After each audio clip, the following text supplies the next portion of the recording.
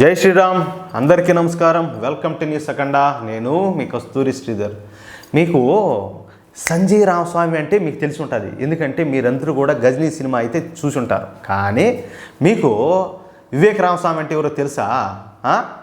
బహుశా వివేక రామస్వామి గురించి మన తెలుగు వాళ్ళకైతే పెద్దగా తెలియకపోవచ్చు, కానీ ఈ వివేక రామస్వామి గురించి మనం ఖచ్చితంగా తెలుసుకొని తీరాలి. ఖచ్చితంగా మీకు ఆయన ఎవరు, ఆయన కథ ఏంది, ఆయన శక్తి ఏంది, ఆయన సామర్థ్యం ఏంది ఈ వీడియో ద్వారా అయితే మీకైతే నేను తెలియజేస్తా.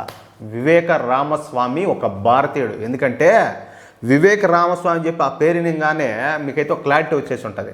అయితే అమెరికాలో సెటిల్ అవ్వడం మూలంగా భారతీయ అమెరికనే అయిపోయినాడు ఆయన. ఎవరు?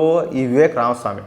ఇతను ఒక పారిశ్రామికవేత్త. అతి చిన్న వయసులోనే రోవాంట్ సైన్సెస్ అనే ఫార్మాస్యూటికల్ కంపెనీని స్థాపించి అద్భుత విజయాలను అందుకున్నాడు. అంచెలంచెలుగా పైకి ఎదుగుతూ ప్రస్తుతం అత్యున్నత స్థాయికి అయితే చేరుకున్నాడు. ఈ వివేక రామస్వామి వయసు ప్రస్తుతం 39 సంవత్సరాలు మాత్రమే. అయినప్పటికీ నేరుగా అమెరికా అధ్యక్ష ఎన్నికల్లో పోటీ చేయాలని చెప్పేసి నిర్ణయించుకున్నాడు.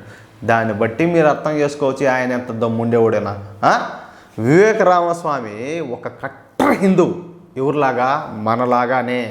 కానీ అమెరికాలో ఉండేది క్రిస్టియన్లు. వాళ్ళు క్రిస్టియన్ జనాభానే ఎక్కువ. అయినప్పటికీ కూడా నేను నికార్సైనటువంటి హిందువుని చెప్పేసి బహిరంగంగా ప్రకటించుకున్నటువంటి అసలు సిసలైనటువంటి మొగోడు మొనగాడు మన వివేక రామస్వామి. అయితే ఒక టీవీ జర్నలిస్టు వివేక రామస్వామిని క్వశ్చన్ చేస్తా, మీరు హిందువు కదా, కానీ మేము క్రిస్టియన్లం. చెప్పాలంటే అమెరికన్లో ఎక్కువగా ఉండేది క్రిస్టియన్లే. మరి అలాంటప్పుడు మేము మీకెందుకు ఓటు వేయాలని చెప్పేసి అడిగింది. అందుకు సమాధానంగా వివేక రామస్వామి మాట్లాడతా, నేను మళ్ళీ చెప్తున్నా, I am a proud of Hindu. అర్థమైందా?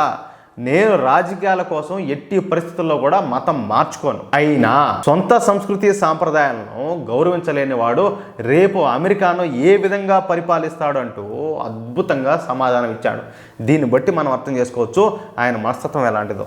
ఇక అమెరికా అధ్యక్ష పదవి కోసం పోటీ చేయాలనుకున్నటువంటి ఈ వివేక్ రామస్వామి డొనాల్డ్ ట్రంప్ కోసం తన ఆలోచన అయితే విరమించుకున్నాడు. అంతేకాకుండా మొన్న జరిగినటువంటి అమెరికా అధ్యక్ష ఎన్నికల్లో డొనాల్డ్ ట్రంప్ గెలుపులో మన వివేక్ రామస్వామి అయితే కీలక పాత్ర పోషించారు. ఇక మన వివేక్ రామస్వామి పనితనం, అంకిత భావం, నిజాయితీ మెచ్చినటువంటి డొనాల్డ్ ట్రంప్ ఇప్పుడు వివేక్ రామస్వామికి ఏకంగా అమెరికన్ ఫారిన్ మినిస్ట్రీ శాఖను అప్పగించినట్టు తెలుస్తుంది. చూడండి ఎంత గర్వకారణమో. మన భారతీయులుగా, అదేవిధంగా మన హిందువులుగా ఇది మనకి ఎంత గర్వకారణమో ఒకసారి ఆలోచించండి.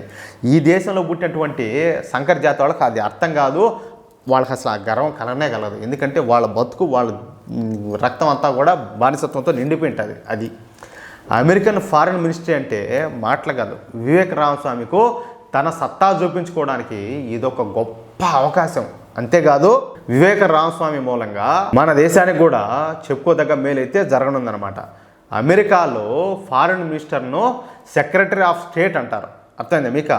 ప్రస్తుతం ఈ పదవికి మన వివేక రామస్వామిను ఎంపిక చేయనున్నట్టయితే తెలుస్తుంది. ఒకవేళ అమెరికన్ సెక్రటరీ ఆఫ్ స్టేట్ పదవి రానప్పటికి కూడా దానికి సమానమైన స్థాయి ఉన్నటువంటి మరొక పదవినైతే మన వివేక రామస్వామికి ఇచ్చే అవకాశం అయితే ఉండదంట. ఈ వార్త నిజంగా మనకు అంటే ఎవరికి?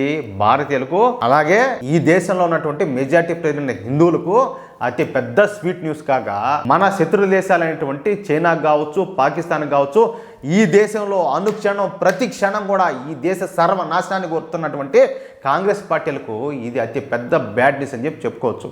అర్థమైందా? మీకు ఈ న్యూస్ నచ్చితే, అదేవిధంగా నేను చెప్పింది కరెక్టే అని చెప్పి మీరు భావిస్తే ఈ న్యూస్ నలుగురికి షేర్ చేయండి. అలాగే తప్పనిసరిగా ప్రతి ఒక్కరు కూడా మీ యొక్క అమూల్యమైన అభిప్రాయాలను కామెంట్ రూపంలో తెలియజేయండి. జై శ్రీరామ్.